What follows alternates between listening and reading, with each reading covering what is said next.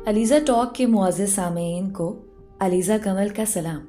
दोस्तों, आज की कहानी एक देहाती लड़की की है।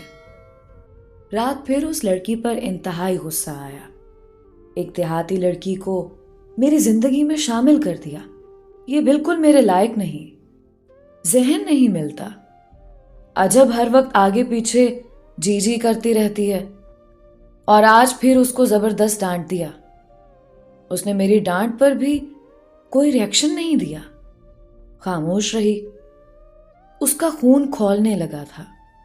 काफी देर बाद वो जब खुद को नॉर्मल करने में थोड़ा कामयाब हुआ तो दोबारा बिस्तर पे लेट गया। फिर जाने कब उसकी आंख लगी। छुट्टी का दिन था, इसलिए उसे बेदार होने की कोई जल्दी नहीं थी। लेकिन 10 बजे अलार्म ने अपने होने का एहसास दिलाया। वो उठकर वॉशरूम में घुस गया। सर में हल्के दर्द का भी एहसास हुआ। सुबह 6 बजे वाला वाकया अभी भी जहन में ताज़ा था। वो नहाकर जब बाहर निकला तो ठिठक गया। उसकी शर्ट बेड पे आज नहीं पड़ी हुई थी। ऐसा पहली मर्तबा हुआ था कि वो नहाकर निकला हो और बेड पे शर्ट ना हो। उसे कुछ अजीब लगा। उसने अलमारी से एक शर्ट निकाल कर पहन ली और नाश्ते के लिए नीचे चला गया। नाश्ते के दौरान दूसरी हैरत उसे तब हुई जब उसे टेबल पे नाश्ता नजर नहीं आया। ये भी पहली मर्तबा हुआ था, वरना वो हमेशा उसके जागते ही मेज पे नाश्ता सजा दिया करती थी। तो इसका मतलब वो नाराज है, उसने सोचा। नाराज है तो होती रहे नाराज। मैंने क्या किया? तूने अच्छा भी तो नहीं किया। कितनी बुरी तरह से पेश आए उससे। दिल से आवाज आई। वो किचन में चला गया और खुद अपने लिए नाश्ता बनाने लगा। फिर उसे एकदम महसूस हुआ उसे नाश्ता बनाने में कोई दिलचस्पी नहीं है। इतने दिनों से वो उसके हाथों का बना नाश्ता खा रहा था। खुद खाना बनाने की तो उसकी आदत ही छूट गई। वो बिना नाश्ता बनाए किचन से बाहर निकल आया। वो यूं ही सोफे पे ढेर हो गया। एक सोच जो पहली बार उसके जहन में आई, वो कहाँ है? ये सोचकर वो खड़ा हो गया और घर के कमरों में उसे तलाश करने लगा, लेकिन वो उसे कहीं नहीं मिली। उसकी टेंशन में मजीद इजाफा हुआ। वो ऐसे तड़पने लगा जैसे मछली को पानी से बाहर निकाल दिया जाए। कहाँ चली गई? वो सीढ़ियां उतरते हुए सोच रहा था। जहां चली गई चली गई, उसको इससे क्या? वो भी कहां इसे इस घर में चाहता था। अच्छा हुआ खुद चली गई। वैसे भी किसी ना किसी दिन तो उसे जाना ही था ना।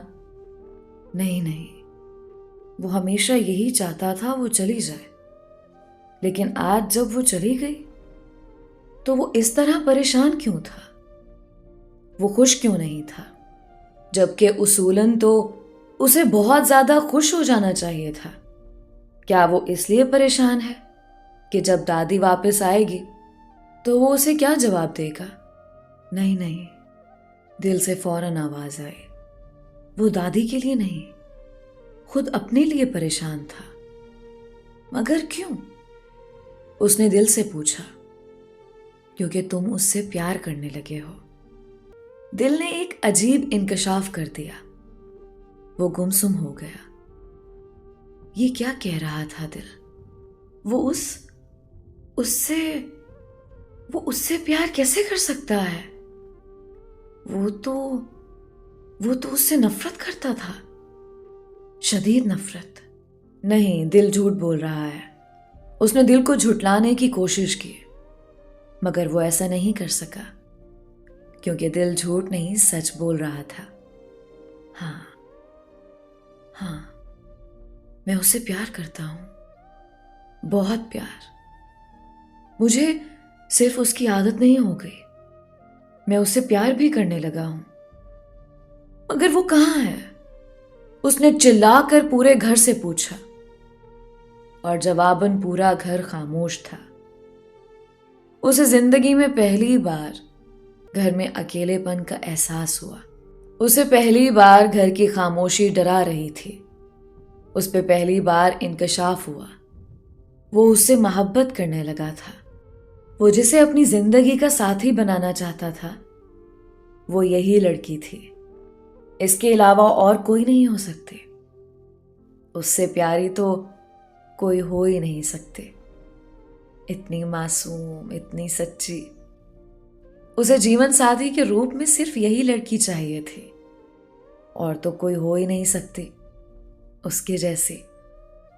ऐसी लड़की दुनिया में कहीं नहीं है जो उसके इतने गुस्से के बावजूद खामोश रहे, जो उसके जागते ही नाश्ता लगा दे, उसके मांगने से पहले उसे चाय पिला दे।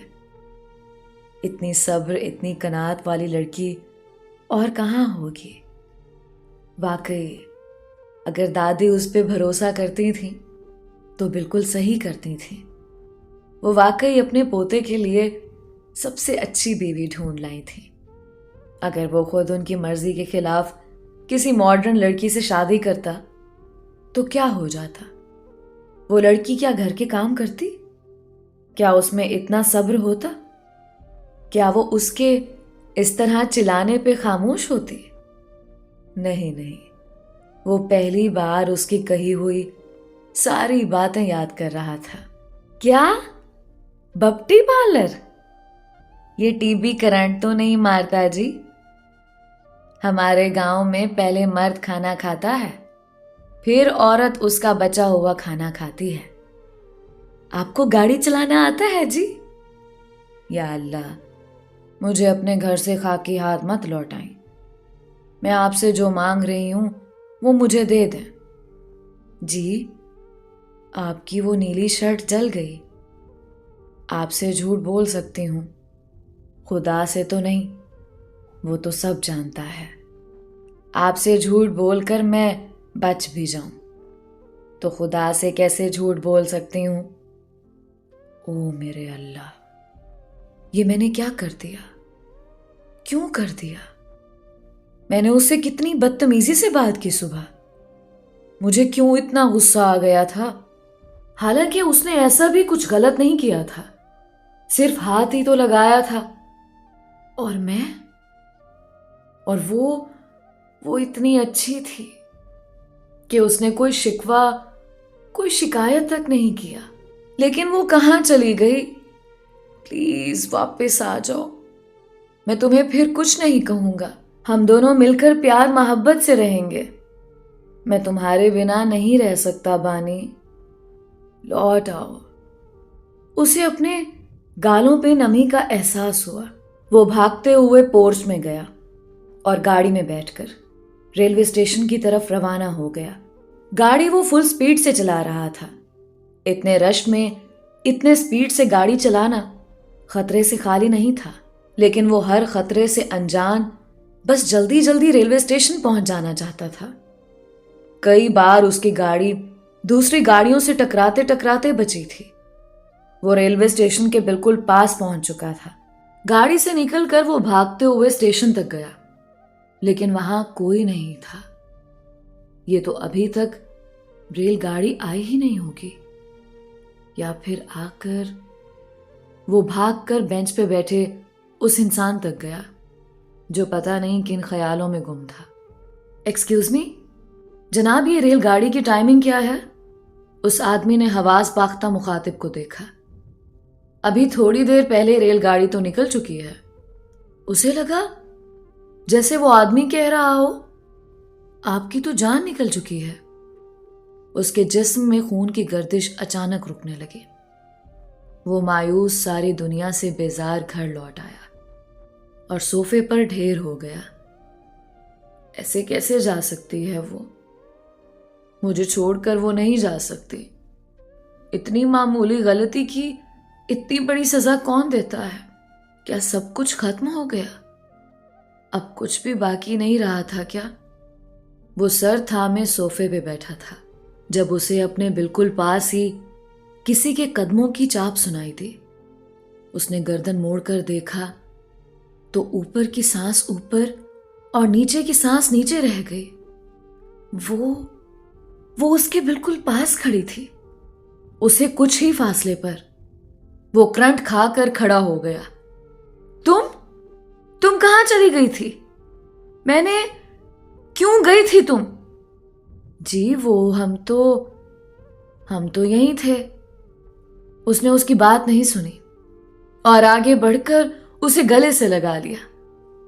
वो इस तरह उसके गले लगाने से हैरान भी थी और खुश भी। अब आइंदा तुम कभी मुझे छोड़कर मत जाना, ओके? चाहे मैं तुम्हें जितना डांटूं, ओके? जान निकल जाती है मेरी। हम सब कुछ फिर से शुरू करेंगे। तुम एक बार फिर से दुल्हन बनोगी और इस बार तुम्हें कमरे से बाहर निकालने की बजाय बाहों में समेट लूंगा। खुशी से उसकी आंखों में आंसू आ गए। वो सुबह उसके मुंह से निकलने वाले शोले सुनकर तो टूट ही गई थी। उसे लगा अब उसकी जिंदगी का तो कोई मकसद ही बाकी नहीं रहा, सब कुछ खत्म हो गया। वो कमरे से निकलकर उसके बराबर वाले कमरे में जाकर रोती रही और रोते रोते वो कब सो गई उसे पता ही नहीं चला। उसकी आंख तब खुली जब उसने सुना कोई उसे पुकार रहा है। वो भागकर खिड़की तक गई तो उसके शौहरे मोहतरम जो सुबह आग बरसा रहे थे अब बड़ी बेताबी से अपनी ज़ौजा मोहतरमा को ढूंढ रहे थे। उसे हैरत भी हुई और अच्छा भी लगा। वो बहुत देर तक खिड़की से उसकी उदास शक्ल देखती रही। फिर उसने चिल्ला चिल्ला कर अपनी मोहब्बत का इजहार किया, उन दीवारों के सामने, उस घर के अंदर। लेकिन वो नहीं जानता था जिसके लिए वो इकरार कर रहा है वो उसके बहुत करीब है। वो जानती थी कि वो उससे प्यार करने लगा है। वो कई बार उसके चेहरे पे अपने लिए मोहब्बत का पैगाम पढ़ चुकी थी, लेकिन वो इकरार नहीं कर रहा था क्योंकि अभी तक खुद उसके दिल ने ही इकरार नहीं किया था। रात को 2 बजे उठकर बिरयानी खाई जाती है। जनाब चोरी चोरी कीमा अपनी प्लेट में डालकर खाने लगते हैं। गाड़ी में बैठकर चुपके चुपके उसे देखा जाता है। साफ इकरार करने में ही मुश्किल पेश आ रही थी जनाब को। उसके मुंह से अपने लिए मोहब्बत का इकरार सुनकर उसे बहुत अच्छा लगा। वो उस वक्त उसके पास जाना चाहती थी, उसे बताना चाहती थी कि वो उसके करीब है, लेकिन वो नहीं गई। वो उसे तंग करना चाहती थी। जिस शौहरे मोहतरम ने उसे इतने दिन तंग किया वो भी अपना बदला वसूल करना चाहती थी। सुबह वो उससे गुस्सा थी, नाराज थी, रोई थी। लेकिन अगर आज की सुबह वो सब कुछ ना हुआ होता तो वो कभी अपनी मोहब्बत का इकरार ना करता। यह तकदीर कातिब का फैसला था। जो होता है अच्छे के लिए ही होता है। बेशक कोई है जो हमारी हर सोच पे इख्तियार रखता है और हमारे लिए बेहतर फैसले तजवीज़ करता है। वही जो इस पूरी कायनात को चला रहा है। ये सारी दुनिया जिसके मातहत है वही तो खुदा है। उसने तशक्कुर आमेज निगाहों से ऊपर आसमान की तरफ देखा। बेशक जोड़े वही बनाता है आसमानों पर और अपने इंसानों में कभी फर्क नहीं करता, ना देहाती और शहरी में और ना ही गरीब और अमीर में। वो सबको 2 आंखें, 2 कान, 2 हाथ और 2 पांव नवाज कर भेजता है। फर्क तो सिर्फ इंसान करते हैं। दोस्तों, उम्मीद करती हूँ आज की ये खूबसूरत सी कहानी आपको बहुत पसंद आई होगी। अपनी राय का इजहार कमेंट्स बॉक्स में ज़रूर किया करें। मिलते हैं एक नई कहानी के साथ। अलीज़ा कमल को इजाज़त दीजिए। खुदा हाफिज़।